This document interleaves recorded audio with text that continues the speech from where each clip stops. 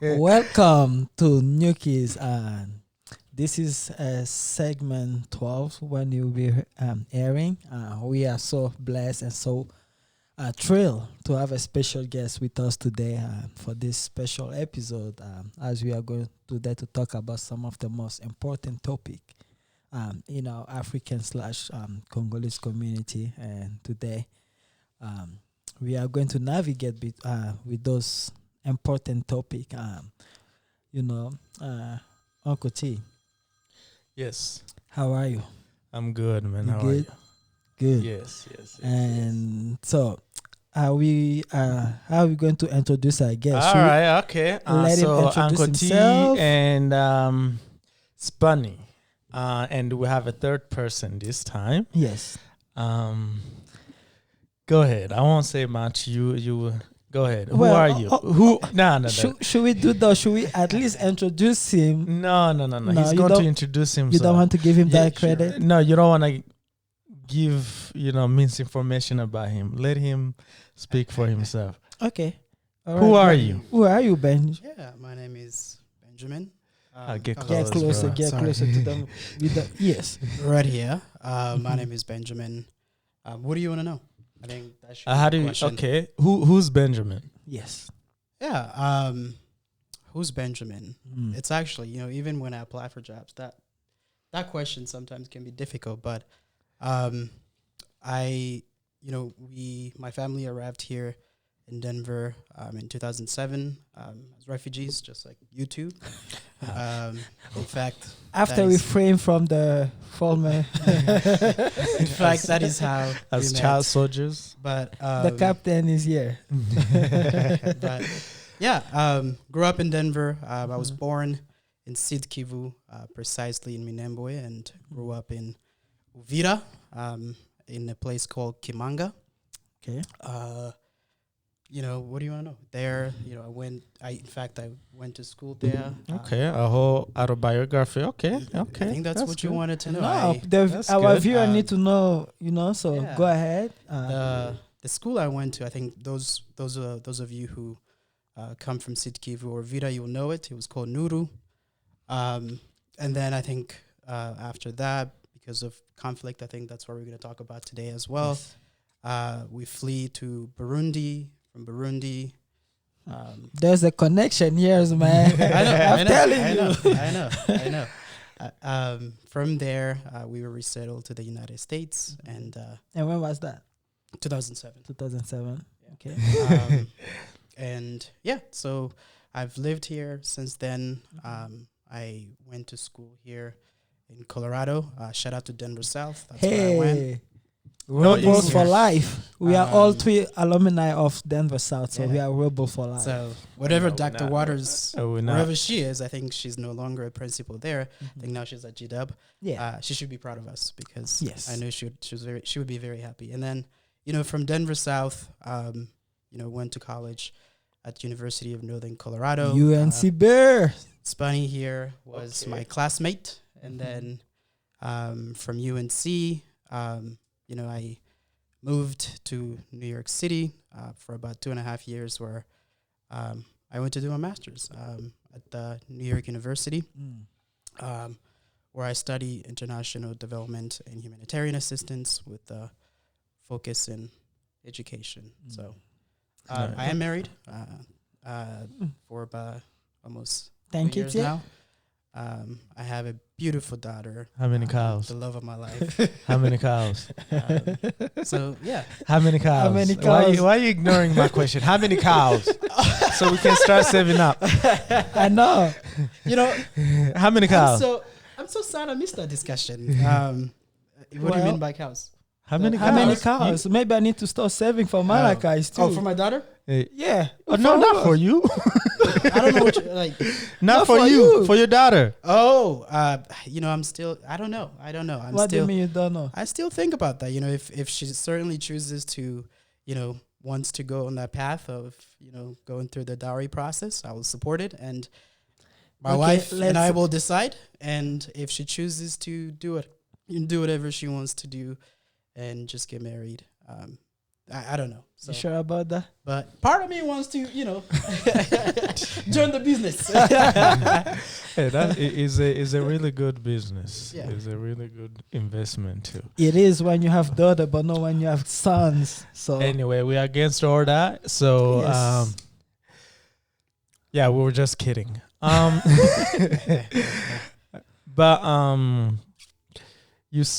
Spani mentioned something. He mentioned one of the most important topic. That's Yes. what we're going to discuss today. Mhm. What is that one important topic? That one important topic is the issue of Congo with the Congolese people. Okay, within the Congo, there are more than 450 ethnicity group, Mhm. and with that, not all the group are recognized. Some tend to get left out, some get targeted, some get singled out, and all of this. And I think the most recent and current one that has been the most topic since this modern days, the last 20 years, has been the issue of the Bamulenges within the Congo. Mhm. Okay. And so that is a topic where it has created a lot of division within the Congolese community in the diaspora, precisely. That's why we tend to see the division. So that is something we are going to talk about it. Okay. today. I ask questions, Yes. as you can see, Mhm. Yeah. and I don't plan questions. They come in my head. So whatever happens here, I apologize in advance. No hard feeling. Benji, are you ready for this? Did you sign the I've free always- waiver? I've always Yeah. been Did ready. you remember to sign that you won't sue us after this? They usually sign. I But- won't. I- Anyway. let me just say something before you ask the questions. Mhm. I'm happy to be here because what you guys have done, not just in this community here in Colorado, is allowing us to talk about topics that often, people don't want to talk about. Yes. And I think it's time we stop being passive aggressive. Yes. It is time we begin to, talk about the truth or, Mhm. talk about common grounds. Yes. And I think today, it's one of those, day where we can talk and have a dialogue. Yes. There's no hot blood here. Mhm. We're really here to explore thoughts. And I also want to mention that, all the discussion here, these are my opinion, right? I've done my fair share of readings. I've done my fair share of following, whatever happens, back home. And I will share my opinion and, we'll go from there. But Okay. this is a necessary topic for us to talk about. Thank you for that. Appreciate it. Uncle T, you want to start off or how do you want to start this? So I will want to know what is Munyamulenge and what is Mulenge. Yeah, that is a good question. It's good that you asked that question because even just pronouncing that, often to some people, it can be controversial. But I know that this is not for all the people, right? I think for anybody that cares about the development of Congo, anybody that cares about the future of Congo, Yeah. they do know that Banyamulenge are citizen. Now, to your question, where are Banyamulenge, right? Yeah. Spani, before I came, I think I sent you, many books, You with did. the reference of history. Yes. I'm an educator, so whatever I'm saying here is based on the books I've read. Please feel free Spani don't read, by the way. feel free to I still read. I'm reading. Feel I'm free, reading a book. Feel well, free to I know this is also on YouTube, so feel free to put on the description if anybody's interested in actually reading, about those books. they can do it because these are not only written by African authors, they're also written by Westerners with different accounts. But to your question, Tio, before I drag with anything, Banyamulenge, are the people who essentially identify as ethnic Tutsis. We, by all historian accounts, just like here in the U.S., where often even history is contended, in Congo is also the same. But almost all historian, they'll tell you that, you know, where we are, where Congo is today, or modern day Congo, Banyamulenge were there before 1885, this is before the, you know, scramble of Africa. Okay. Why am I saying that? I think it's even sad that often, you know, this notion of citizenship gets brought up because we're in the 21st century. And truly what people are debating is this, you know, crafting of lines truly, you know, written and, you know, implemented by white people, colonialists. Yeah.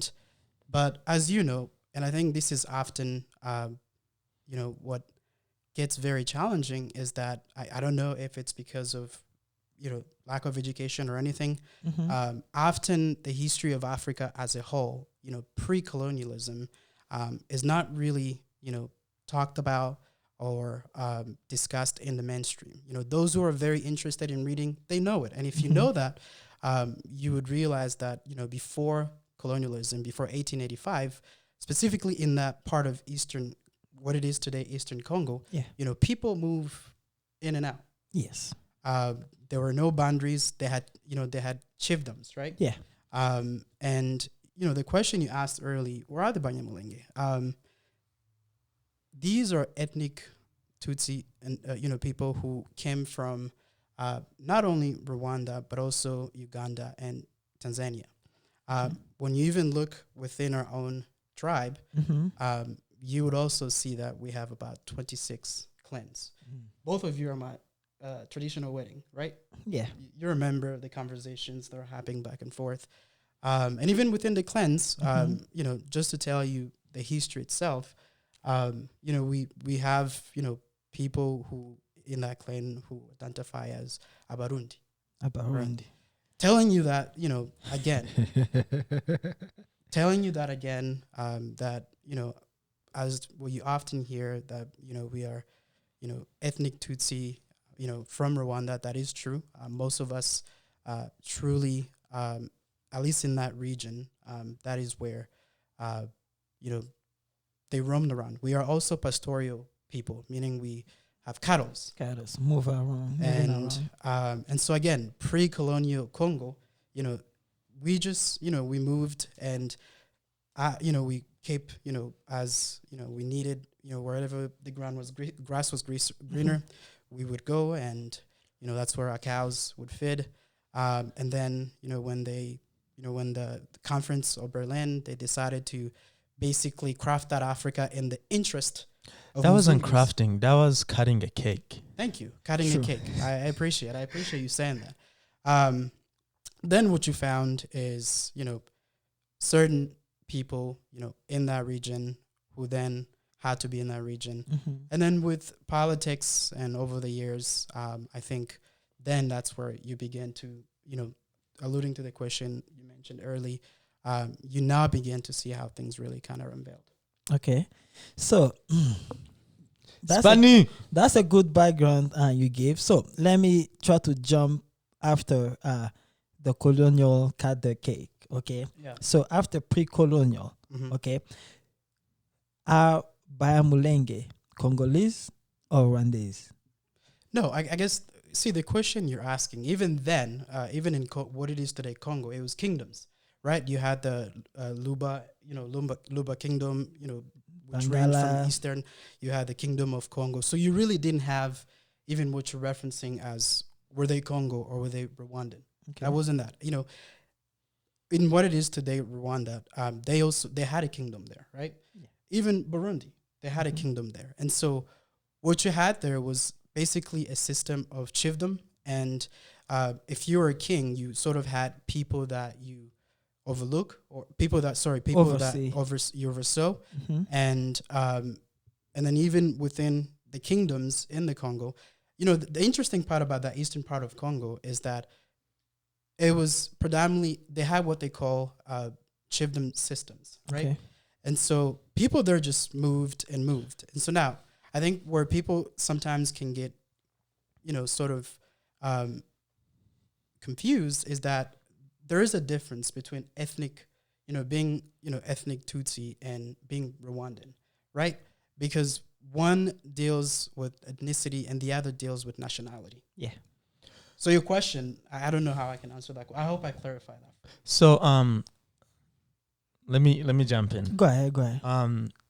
Exactly what you described, I think of Burundi, Rwanda, and a little part of Tanzania, also mostly Uganda. And, and if you go in Uganda, if you go in Rwanda, if you go in Burundi, you will see there's Tutsi, there's Hutus, and there's the original people, the Twas. So, and that's exactly their history. That's how they end up in that place. Right. So how did Banyamulenge end up on the other side? What do you mean on the other side? So because the same history, you see, like if you go in Rwanda, if you go in Burundi, if you go in Uganda, you will see there's Tutsi, there's Hutus, and they happen to be in that one country. And then if you in Burundi too, the same thing. There's Tutsi and the Kados, all those things. They happen to be in Burundi. And then in Rwanda, the same thing. And then there's Banyamulenge, where you guys Tutsi ethnicity. But then you kind of, I guess it goes back to how like they craft the Africa. So how did they end up on that side? I think you actually see this even in North Kivu with the North Kivu and even the Ituri area with the other ethnic Tutsis, right? You have some that are in Uganda and in Congo, right? And so I think the bigger thing here is that as these lines were drawn, some people essentially found themselves on the other side. And if you're asking, how do we end up in the mountains, in the hills of Uvira, perhaps, maybe that's a question. Again, like I mentioned early, we're a people who have cattle, livestock, and we really ended up in those hills, in searching for green grass. And as I mentioned early, this is pre-colonial, so it's not like they didn't have what we have today. It was basically you could go and then if whatever system they had, if it's a chiefdom and they saw a fit, you remain. And so this question of nationality, these are really things, these are topics that we now begin to face, after colonialism and, modern day Africa.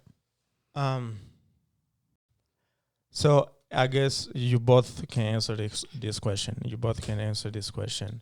In Rwanda and Burundi, if you look back, the conflict is Burundians that are fighting each other that just look different. Different nose, different height. You get it. Yeah. But like in Congo, also like you see like in Sudan, it's like South Sudan and North Sudan. That's it's like okay, no. But those two are a little bit different compared to that's what I'm trying to get to. In Congo, it's kind of the same. They're not fighting like because the conflict between Banyamulenge and whoever is considered themselves Congolese is you guys are Rwandese. That's most of the talk, So especially in the diaspora. Yeah. So and even here, because there's some people is just we're in America, but like back home, like not you guys won't be sitting together. And that's honest truth. And I mean, you guys won't even meet each other because you. Can I challenge that for a second? I think sometimes those who came from the eastern part of Congo, precisely in the South Kivu, like I say this, and I'm looking straight at the camera with full honesty. When you take away the politicization and the propaganda, we've actually lived peacefully with one another. I'll give you an example. I mentioned to you that I grew up in Uvira, right? Yeah. I went to school with other communities, right? And my father was born there. He went to school there. And as I'm saying this, he also had friends. We basically lived, in communities with others. I think where it becomes very where things begin to look very challenging. And I think the best proverb that really described this, it's a Kenyan proverb which basically says when elephants fight, it's the grass that suffers. Suffer. They have this again, I think in Kirundi. I don't know if I can attempt to say it. I guess that lead me to my question. Actually, it's like, okay, what started this? Yeah, you both can answer the question.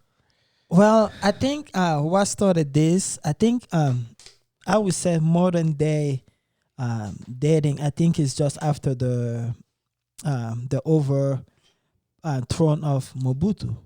I think that's where the power vacuum. Everyone was trying to run in and take power, and I think it's also has to do with Musée Laurent, because he went to the Banyamulenge community. He asked for their help and for the support to come overthrow Mobutu. And then they, after that, then you guys will get voices in the government and to kind of, look after the best interest of everybody. Sadly, it did not last for so long, and that kind of create all of those power vacuum and all this today. We have all these things because the one person that could have answered all of these questions, it was him. Because he's no longer here, and everyone started playing this ball game. Like, is this true? It's not. And people, we don't have the right answer because Musée Laurent is no longer here to give us, like, okay, all these things. You are the one that started this. How can you explain this to us? So I think that's why I can. I can provide a little bit of context as well. Spani, what you just described, I think you're certainly correct. 1996, it's essentially where, when we get closer to the first, Congo War, right? Yeah. But I think you really can talk about, the plight of the Eastern DRC. Without talking about the Région Grand Lac, the Great Lake region, because our fate, whether you believe it or not, it's really linked with one another. Because often, when you look at what happened, is that, for instance, in 1994, after the Tutsi genocide in Rwanda, those who committed the atrocity essentially flee to the DRC, and the perpetrator, again, because of these extremist ideologies that they carry these over to the Congo. Now, one thing that you have to understand as well is that often when we talk about the citizenship of Banyamulenge, whether they're Congolese or not, I promise you 100%, these politicians who often bring this to the mainstream and talk about it, they know exactly who we are. Okay. So the problem, to you, the problem is, and I'm sorry if I'm no, go ahead, you man. are free. You're the guest, bro. For instance, I'll give you a good example. In the 70s, right? Yeah. This is during the Mobutu era. This is, or I should say, in the right after the independence. It was around this time, I think, Spani, you notice, many Congolese universities were flourishing. Yeah. Right. This is also around the same time when few members and some members of Banyamulenge began to attend universities and graduate. In fact, one of our first graduate, his name was Frederic Gisaro. In the 70s, he was elected in the National Assembly. Yeah. And so the reason why I tell you these politicians, they know truly, they know this. It's for the fact that often when participation in politics, was there or available, what you then saw in order to basically quell the political aspiration of, and we see this here in the United States too, where minorities begin to have certain powers. You then try to find ways to create some kind of quorum, right? Yeah. And so, by way of doing this, you start bringing up certain messages and propaganda that really do not apply. And this is why I always say that, when we talk about armed groups in the Congo, right? Yeah. And they say, Mai Mai is composed of Babembe, Bafulero, Gumino is composed of Banyamulenge, and that. Those people are not a reflection of the civilians. They are not. And I can say this very clearly here. They are not a reflection of the civilians. Because truly, those who come from Eastern Congo and you observe, our whereabouts, we've lived together for centuries. we feed each other. We've buried each other, and in fact, we've also protected one another. It's always when there's a political opportunity where people begin to basically send certain messages. And of course, when we talk about Mulenge, like you asked early, this is in the hills of Uvira, which is, very rural. I don't know how to say this. Okay. Inaccessible. Poverty there is very, very high. And so people have learned to create their own economies. So it's like a landlock. I mean, it's, I guess if you want to see it that way. But people have created their own economies, and we've lived with one another. But, one of the books I was reading, the author said, often what you found in the Congo, if you cannot win on the ballot, you pick up arms. And that's really what happened in 96. And in 96, like you mentioned, that's what happened. Spani, go ahead. Very interesting that you mentioned that. And I think, all those historical aspect and background you give us, those are great. I think it will help educate a lot of our viewers who are watching who may not have idea of all of this. But I think we need to get to the deeper conversation that has been going on. Okay, we all have seen the hashtag Save the Mulenge and the killing, the massacre that are happening. Mm-hmm. Okay, so my question to you today is, Benji. Yes. Who is responsible for killing the Mulenge people? Yes. Who's responsible? Let's start with that.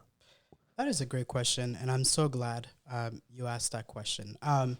This is a series of, like you said, it's part of modern day history of Congo, and I'm glad you mentioned about, the hashtag Save Mulenge. So let's dive into it. This really started around 2017. The hashtag or? No, sorry, not the hashtag, the conflict. I can get to the hashtag later. Mm-hmm. And I think what viewers have to understand here, the characteristics of what is happening there is very similar to what is happening in North Kivu and Ituri. Let me just say that. And in solidarity with the people of Ituri and North Kivu. And so in 2017, it was reported, and there's definitely evidence. You can listen to, Radio France Internationale, BBC, Voice of America, reports of the UN, all of that evidence, including, a hearing with the United Nations Security Council. Mm-hmm. And so essentially what is happening now, and this is why the hashtag started, a armed rebel group from Burundi named Red Tabara. And when you look at them, these are a coalition of people who attempted the coup d'etat in Burundi in 2015, did not, succeed. Mm-hmm. And then I think, like you mentioned early, and this is very true, there is a huge power vacuum in the eastern part of DRC. Yeah. And because of this, whenever armed groups, whether it's in Uganda, whether it's in Rwanda, whether it's in, Angola, whenever they, want to recruit, one area they go to is Eastern Congo, because truly the system of governance is not there. We do have a governor, we have fewer representation. In this region that I'm talking to you about, we still have some form of chiefry or chiefdoms.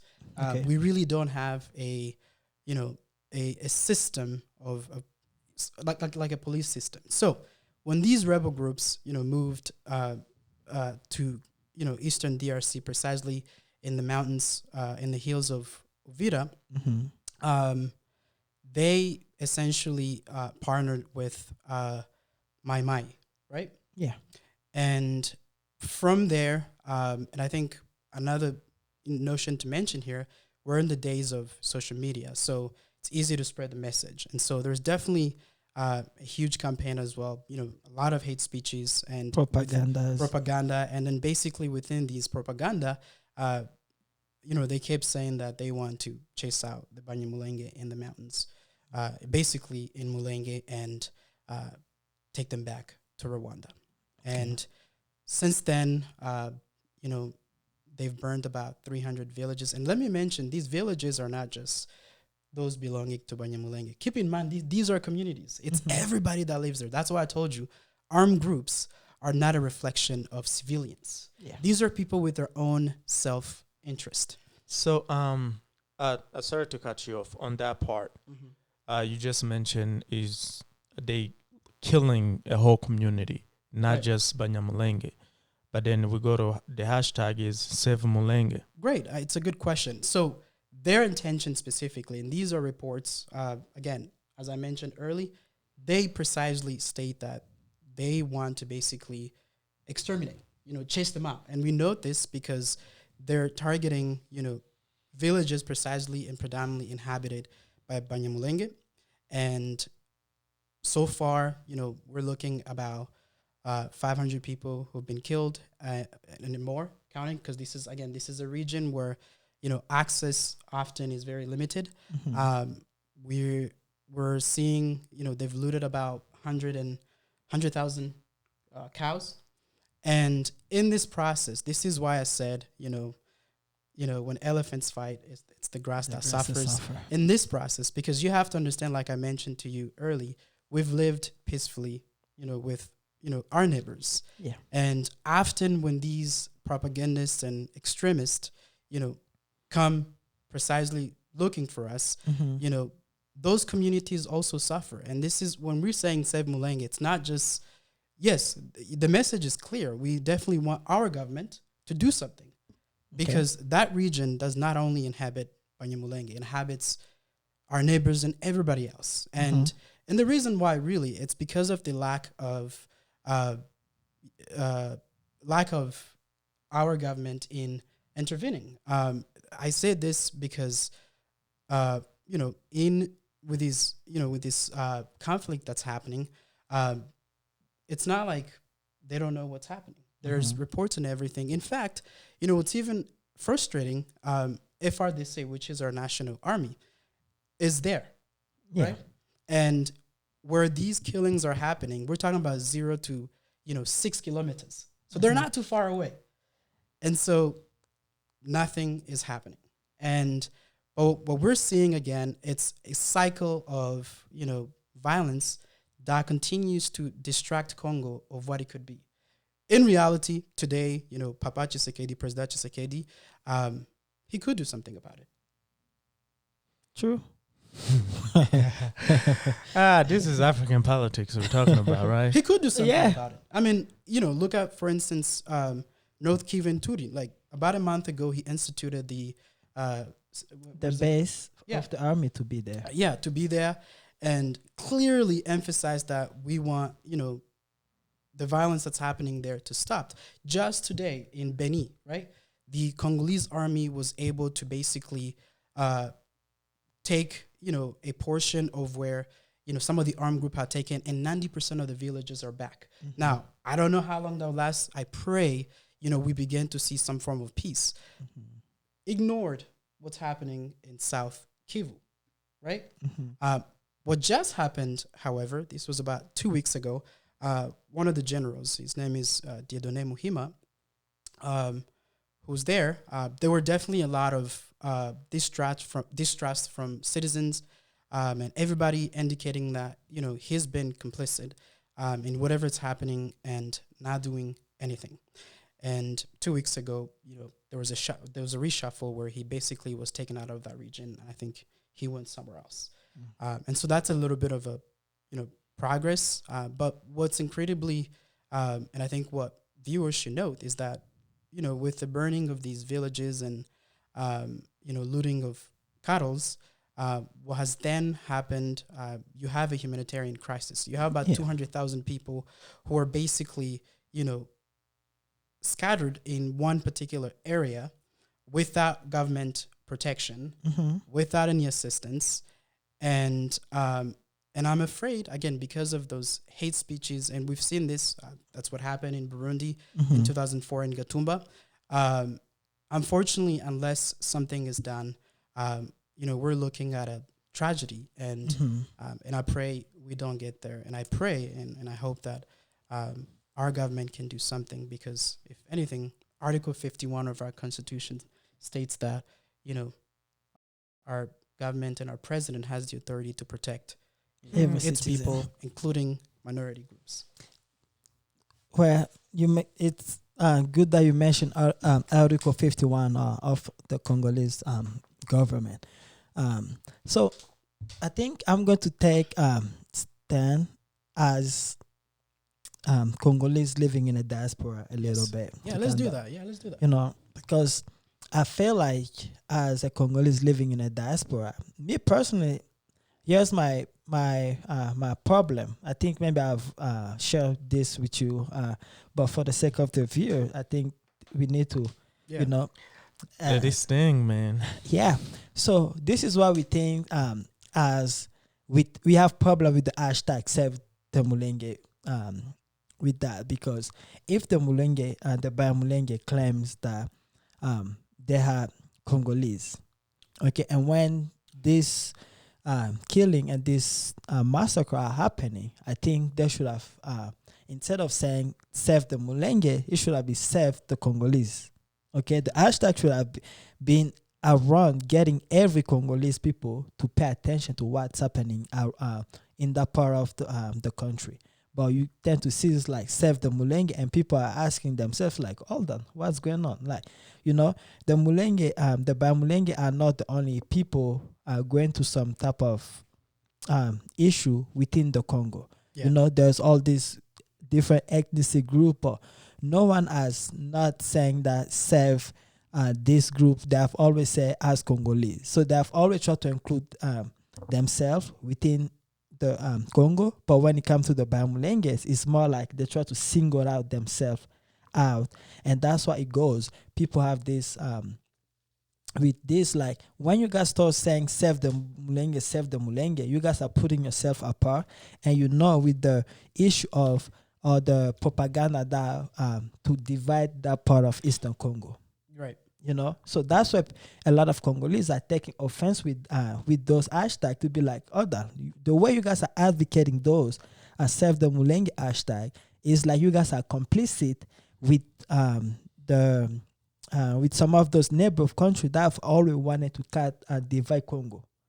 Yeah, I'm glad you mentioned this. And I should say, you know, as much as, you know, we want to focus on the hashtag and what that hashtag, you know, intent versus impact. This is intent, but what is the impact?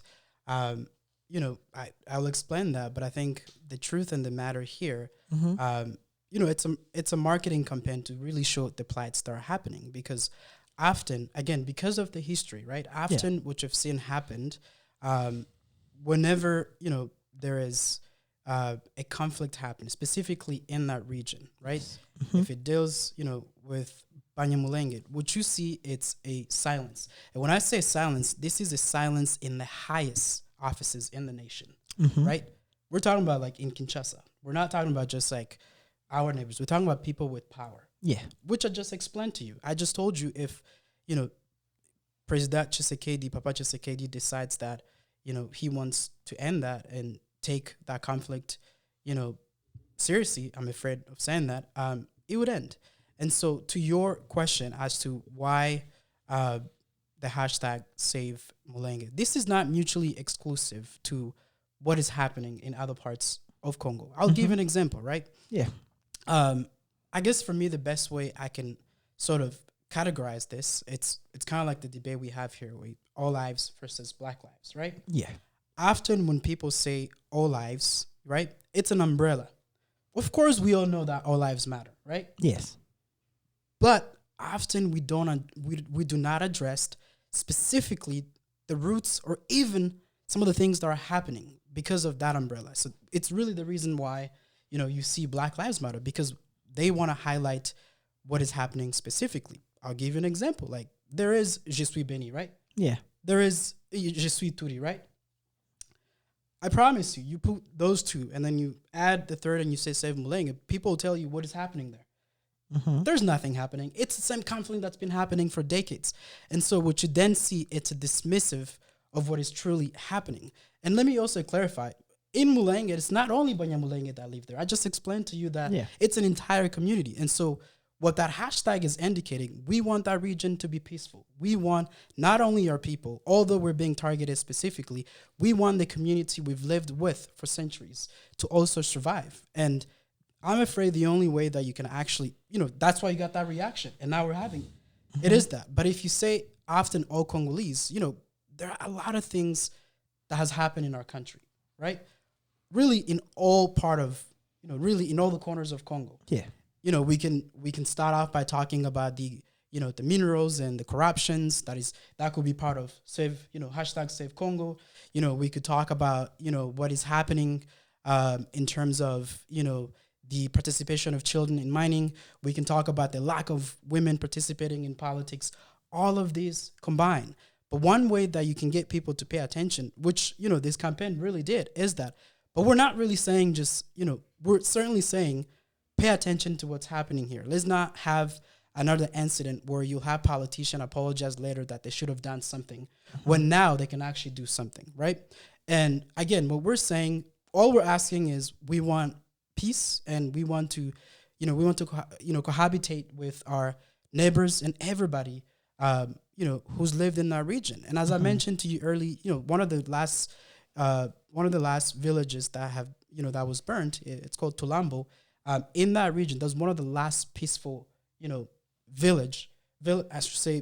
compacted villages that were very peaceful because people there, and I'm talking about like various, people from different tribes, they had built their own system of survival, right? Because I told you this is a region that's very poor, and they've lived together peacefully. What tends to happen is, and you have to look at the timing of all of this as well. What tends to happen is whenever, either if we're close to an election or, as I mentioned to you, that failed coup d'etat in Burundi. And so, like I said earlier, if somebody wants to raise their profile, one way that they can do that is, begin to, send these hate messages and then participate in these armed groups. Because what you have to understand as well is, like I said, it's a very poor region. Ask yourself, how are these armed groups funding themselves? Where are they getting these guns? Where are they getting the money? Right? And as I've said to you, like when we say, whether it's Mai Mai, whether it's Red Tabara, it's not a reflection of the community or the tribes there. Both of you. So to that, you say Red Tabara? Yes. That's Kinyamulenge, right? I mean, these are armed group from Burundi. Our language is very interchangeably. So yes. So that's interesting. And let's focus. And I understand what you're saying. Whoever's doing the conflict is not a reflection of the community or her whole community or her tribe. There are strings, whether it's outside of the country or in Kinshasa. But there are definitely people pulling the string in the background. Yeah, but those groups are attached to certain tribes. Yeah, those groups are supported by certain tribes. Like Bamaimai, like majority of them are Babembe. That's a reality. But these are extremist groups. Let's talk about like in the context of like jihadists, for instance. Right? No. So let me get to the question I wanted to ask. Isn't like that's realistic? I don't agree with it. I don't think any just like you're about to mention or like terrorists. It doesn't mean they're Muslim. They're terrorists. Yeah. Just like the Jew can be terrorist. Just like, black people can be terrorists. Just like anyone white can be terrorists. It doesn't mean Muslim people. But is there, and most of the time those groups claim to protect a certain group. Yeah. Is there a group that claim to say, to be there or protect, or like we started this so we can protect our community when it comes to Banyamulenge? Yeah. I mean, right now, you'll find one that's entitled by Twigwaneho. I think before that there was Gomino, which eventually basically, sort of divided into two, and one joined. Now they're part of the Congolese army, actually, right? And so, like I said to you, with this conflict, right? I think what we have to understand also And the question that you're referring to is, how are these armed group recruiting people, right? What kind of messages are they, selling as they're recruiting people? This is a region that's where most people, where really everybody, in the language of international development, live under $1.50. So they're impoverished, right? Yeah. Youth, the unemployment rate there is about close to 90%. In fact, maybe even higher, right? Yeah. And so often what happens, again, armed groups from sometimes, as I mentioned, foreign lands, they come in with their own agenda and self-interest, right? And then they come and say, hey, we're here, and, you see those people there? They have that, and you don't have that. And let's go. And then through this message, maybe they then frame it to whatever, personal interest they have. And then, like I said to you earlier, whatever message of recruitment that they use, it's what brings in people, but not necessarily what the community that lives in that region believe. It's almost like it would be hypocritical for me to say that, those who are members of the Mai Mai is essentially what every single member of Babembe feel. No, I would not never at say all. that. We don't know that. Same thing as, I don't know. We don't know that. Look, same thing as, Go ahead. I can't say that, right? And so I think, again, like I said, it's a series of, political and history of identity politicization. And then we also have to emphasize that the lack of education, right?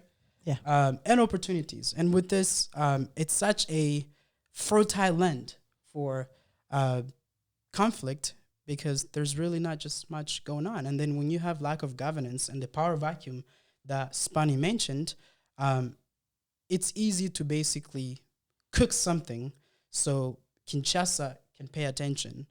And when Kinshasa pay attention, let me just use it by example. For instance, if Spani wants to be the next, governor of, Sud Kivu, right? Yeah. That is how you want to raise your name. And then eventually it goes to the, all the way there. But the victims are civilians. So, on both ends. What was the names of those that claim to that recruiting Banyamulenge? What is the name of the armies? Oh, Twigwaneho. Twigwaneho. Yeah. Twigwaneho. Let's fight on. Okay. Yeah. On our own kind of thing. What's interesting about this too is that often each groups, proclaim that they're on auto defense, right?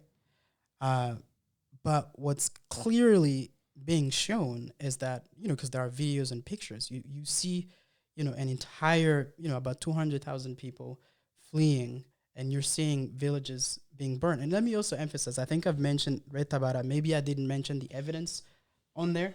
I didn't even realize that armed groups now have Twitter accounts. Apparently they do. Oh, do? I saw. And and killing civilians right now in Burundi. And they banned Trump from his Twitter account. Anyway, go ahead. So, what is the evidence of this, right? They put out a letter. In that letter, basically saying that, what the international media, local media, and regional medias are saying is not true. We're just fighting the armed group by the name of Gumino. Now, ask yourself, why would a foreign armed group be in the Congo, quote unquote, fighting another? They're only there for the gold. They're only there for the stones. So and so this is the evidence, right? And where the problem lies is that, as I mentioned, civilians are ones losing lives, and nobody is doing anything thus far, I should say. Yeah, let me. Wow, I'm learning many things today. Go ahead, Uncle I'm learning T. a lot. I feel like this. I feel like there should be part 2 or part 3. I think so too, because he has not answered all the question. So you're the guest, so given. we ask the questions. Yeah. So I'm going back to the group, Mhm. that claim to save your community. What is their target when it comes to protect your community?